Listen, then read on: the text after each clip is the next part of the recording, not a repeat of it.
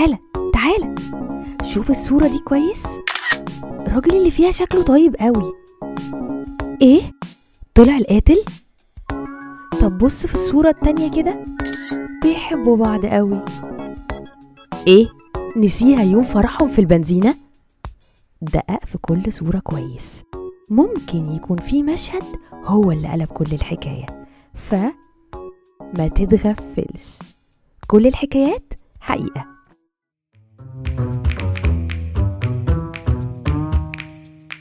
يا مساء المفاجآت لكل اللي بيسمعني دلوقتي على مونيكروفون. معاكم مونيكا ميشيل، ويا رب المفاجآت كلها تبقى حلوة غير اللي هنعرفها دلوقتي مع صورة جديدة وحكاية غريبة.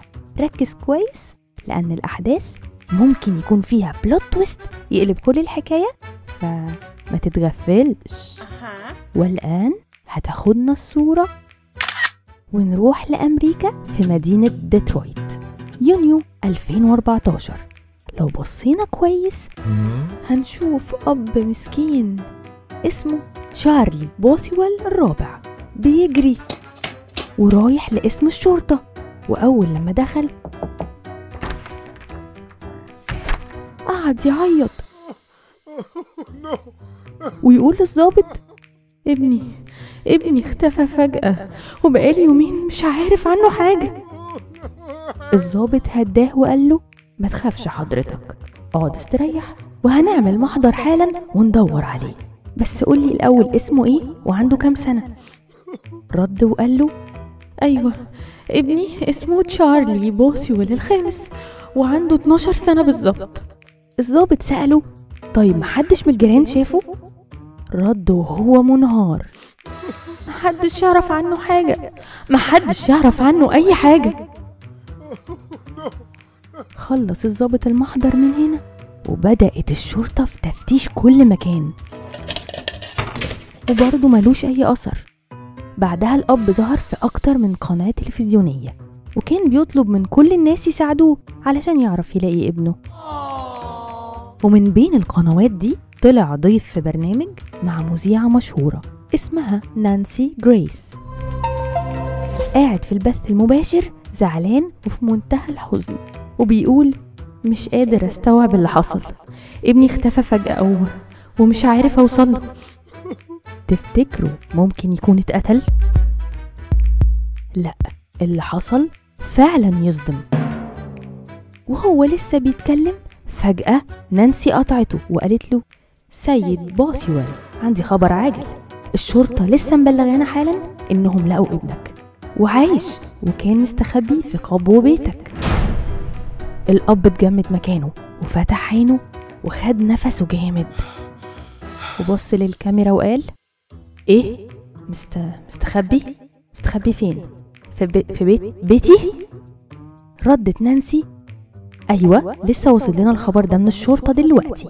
ازاي ابنك فضل حي لمدة 11 يوم في قبو بيتك وانت كل ده ما شفتهوش وما تعرفش عنه حاجة؟ رد عليها انا معرفش.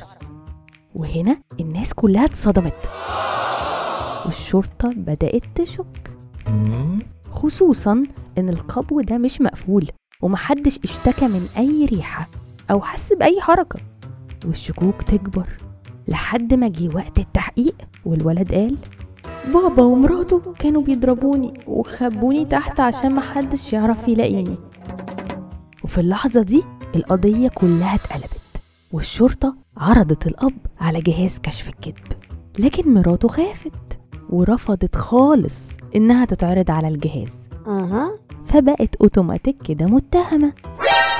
وضمن اعترافات الأب إنه كان بيضرب ابنه بأنبوبة بلاستيك مخصوص عشان سبب غريب قوي الصراحة، إنه لازم يعمل تمارين رياضية صعبة جدا مرتين في اليوم. ومن التمارين دي بقى يخليه يعمل مثلا 100 مرة ضغط ويشيل يا عيني وزن 25 رطل، يعني تقريبا 11.5 كيلو. بجد راجل مفتري.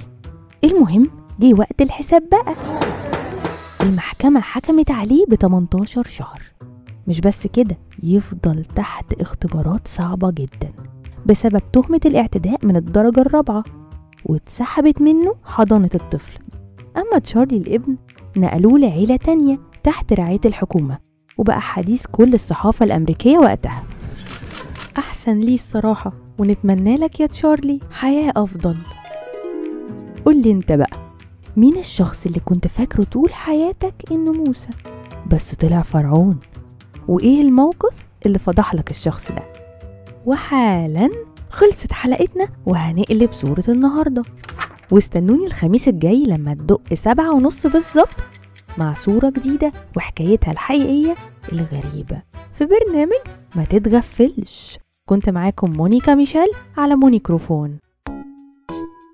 ما تتغفلش، ركز علشان ما تتغفلش.